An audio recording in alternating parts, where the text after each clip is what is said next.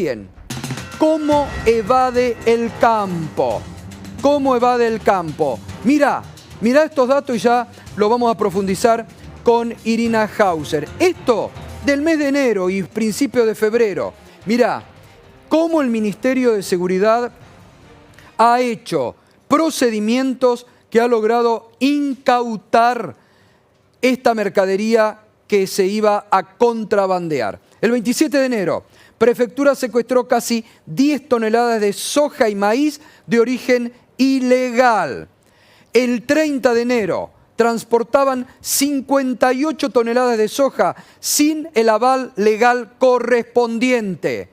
31 de enero, controlan 12 camiones que trasladaban ilegalmente 348 toneladas de soja a granel. El 5 de febrero, trasladaban más de 198 toneladas de granos de soja y maíz en 6 camiones. El 6 de febrero, en Salta, la Gendarmería decomisó 136 toneladas de soja y 62 de maíz transportadas ilegalmente. El 7 de febrero, en Corrientes, interceptan 3 camiones con 88 toneladas de soja a granel. Y en Misiones, ayer nomás, Prefectura secuestró más de 11 toneladas de granos de soja. Así evade el campo, así evadía Vicentín. Irina Hauser, buenas noches, Irina. Buenas noches, Gato. ¿Cómo estamos? Muy bien. Bueno, muy bien. Esto explota, ¿eh? Esto explota, son datos muy importantes y muy reveladores de un fenómeno que crece, que evidentemente durante los 4 años del gobierno de Mauricio Macri no se puso la lupa en esto, o se los dejó pasar a los camiones, a los barcos. O no, tal vez, viste, como en un primer momento no tenían retenciones, después gustosos pagaban las retenciones que ahora protestan, pero esto creció llamativamente entre 2019 y 2020. Bueno, los datos que tenemos, esto es el total de cereales que se incautó en 2020. 3.691.208 kilos de cereales. Impresionante, ¿eh? ¿Qué significa esto? Que detienen camiones o que interceptan embarcaciones que llevan esta mercadería de manera ilegal, claro, posible tráfico ilegal o posible contrabando. Es un 55,4% más que en el año 2019. Mirá vos, ¿eh? Mirá, estas imágenes que recién veíamos, ¿no? Cómo la Gendarmería, la Prefectura, procede al secuestro de esto que iba a ser... Esto es evasión, hay que decirlo. Esto es evasión. Esto puede ser evasión, esto puede ser tráfico ilegal, esto puede ser contrabando. Que además tienen la característica todos de ser delitos que están detrás de ¿qué, Gato? Del lavado de dinero, claro, habitualmente. Bueno, eso es lo que se denunció, ahora vamos a hablar, en Vicentín. Exactamente. Bueno, las incautaciones de soja, ¿cómo crecieron? 20.949.451 pesos en 2019. En 2020, 217.504.643 pesos el equivalente. Impresionante. Y son cifras gigantescas. Es un negocio, evidentemente, de una magnitud enorme. Que además la característica que tiene, Gato, es esta evasión, este contrabando. Esta a veces es retención de granos que hacen también. Otro tipo de maniobras, sobrefacturaciones. Te podés encontrar de todo. Esto repercute en la economía argentina. Pero claro que repercute, porque justamente están intentando evadir para no pagar, pero después se muestran como los grandes republicanos, los que salen a cortar rutas. Pero fíjate las maniobras que salen, cómo quedan al descubierto, ¿eh? No les gusta que le tocan el bolsillo. Vamos a ver los puntos donde se concentra el contrabando de cereales en la Argentina. Y los mayores lugares de paso, que son en general lugares que además que están en contacto con fronteras, son Salta, un 41%, o que son de paso, ¿no? Que forman parte de un corredor. Corrientes, 23,74%. En Misiones, 17,99%. Córdoba, 9,35%. Y Jujuy, 3,36%. Ahora seguimos, Irina, porque hay más información, pero vamos, que estábamos en comunicación con el secretario de Seguridad de la Nación, el doctor Eduardo Villalba. ¿Cómo le va, doctor? Buenas noches. ¿Qué tal? Buenas noches, Silvestre, ¿cómo le va? Bien, bueno, la verdad que sorprendidos realmente esto que muy pocos medios lo muestran, que estamos revelando, cómo el Ministerio de Seguridad, a través de las fuerzas, durante el año pasado y principio de este, ha procedido a decomisar esto. ¿Qué figuras puede caber para esto, doctor? Nosotros estamos evaluando y trabajando distintas líneas investigativas, como se dijo recién, desde el tráfico ilegal o una comercialización clandestina, hasta puede llegar a ser contrabando, ¿no es cierto? Para esto tienen que seguir avanzando las causas judiciales que se establecieron a partir de estas incautaciones.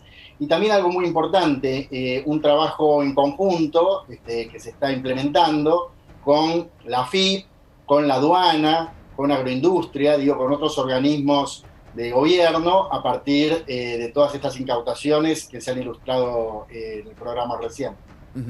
Esto comenzó desde que ustedes llegaron al poder, ¿no? ¿Cómo llegan a esto? ¿Cómo lo llegan a detectar? Lo que empezamos a ver en el curso del año pasado, inclusive en pandemia, inclusive con ASPO, esto hay que puntualizarlo también porque las restricciones de circulación deberían haber hecho, como en cualquier otro delito, que se fuera quizá a la baja al principio de año. Pero se empezó a ver este tipo de incautaciones y procedimientos por parte de las fuerzas federales de forma recurrente. Y allí la ministra de Seguridad, Sabina Frederick, lo que hizo fue indicarle a las fuerzas de seguridad prestar mayor atención sobre este tipo de maniobras, realizar las incautaciones, trabajar de forma muy fuerte en los controles de ruta, y es así que se han llegado a los números que recién Irina ha mencionado. Un crecimiento muy importante de un año hacia otro, un crecimiento también en operativos que tienen que ver o que culminaron con incautaciones de cereales, se creció un 144% en el año 2020, con pandemia y todo, respecto del 2019. Villalba, buenas noches. Yo lo que le quería preguntar es si, supongo que en estos operativos se identifica a los choferes, a las transportadoras. ¿Se están identificando a las cerealeras, a las empresas, a las agroexportadoras que están detrás de esto? Bueno, eso es una tarea que tiene que ver con el curso de cada actuación judicial. El procedimiento es de esta forma, o sea, se realiza la incautación producto de un control de transporte, un control vehicular de los habituales que hacen las fuerzas de seguridad en las rutas. A partir de allí se da curso a un juzgado, a una fiscalía. Ellos son los que indican el proceder respecto de los choferes, respecto de los propietarios de los vehículos de transporte. Y bueno, y después ahí se abre un mundo de posibilidades de investigación. Hay áreas del Ministerio de Seguridad trabajando en la investigación en conjunto con los otros organismos que recién mencioné, y también hay áreas de las fuerzas de seguridad trabajando en la futura investigación a partir de las indicaciones que ordena el juzgado. Sí, se puede llegar a ese tipo de organización que impone y necesita una logística, que no la hace cualquiera, o sea, no es un camioncito que va por la ruta y se le incautan cereales, sino estamos hablando de movimientos de hasta 12 camiones, ¿no? Como se dijo recién. Así que tras esa investigación y el alcance que tendría esto, está en estos momentos a partir de todos los procedimientos realizados. Ahora, usted decía antes que esto incluso creció durante la pandemia. ¿Cómo es posible que durante la época de la etapa de aislamiento hayan circulado estos camiones, las embarcaciones? Bueno, está bien, los han detenido, pero ¿cómo explican el fenómeno, no? Bueno, por ahí el fenómeno se explica a través de un sentimiento de impunidad, ¿no? De determinada modalidad o de determinada organización delictiva, porque acá, si se llega a probar algunas líneas de investigación, vamos a estar en presencia de organizaciones delictivas con ramificaciones, con actores, con inversión en esa organización delictiva. Así que de la única manera que se explica ese cambio entre un año y otro respecto a las incautaciones es que esta gente aparentemente se movía con total impunidad. ¿Y esto continúa aún hoy? Veíamos que hasta ayer siguen con estas incautaciones. Sí, todos los días, todos los fines de semana principalmente, pero todos los días tenemos reportes de las distintas fuerzas de seguridad, especialmente en la zona del litoral, Claro. Corrientes y Misiones, y también en la zona del noroeste, Salta, que son posibles rutas de salida de frontera, ¿no? Esto otro que importaría un contrabando todavía es algo a probarse y es algo que van a determinar los organismos aduaneros y los organismos impositivos. Claro, claro. Pero las zonas principales en donde se realizan estos procedimientos es el litoral y el noroeste. Muy bien, importantísimo, es realmente para destacar, porque acá tenemos que hablar, porque muchas veces estos sectores representativos del campo, bueno, hablan tanto, ¿no?, de la República, pero acá es una evasión concreta, es un dinero que podría ser destinado, sobre todo con la pandemia que ha vivido el mundo y la Argentina, a muchísimas otras, y en una actitud nuevamente muy insolidaria, están tratando de evadir y de no pagar un centavo a las arcas del Estado. Así que es fundamental estos controles y controlar, ¿no?, para que esto pare y para que no se filtren estos que, bueno, están al borde de la legalidad. Doctor, muchas gracias. Gracias, Gustavo. Buenas noches. Buenas noches. Bueno, a mí me viene a la memoria, Irina, lo de Vicentín, porque te acordás acá tantas veces lo hablamos con vos, con David, cuando estalló. Una de justamente de las acusaciones era que se fugó mucha guita y que se triangulaba evadiendo también hacia Paraguay, El ¿no? contrabando de contrabando. granos a Paraguay, exactamente, en sociedad con otra empresa, con Glencore. Esa es una de las investigaciones más gráficas que hay sobre esto de lo que estamos hablando.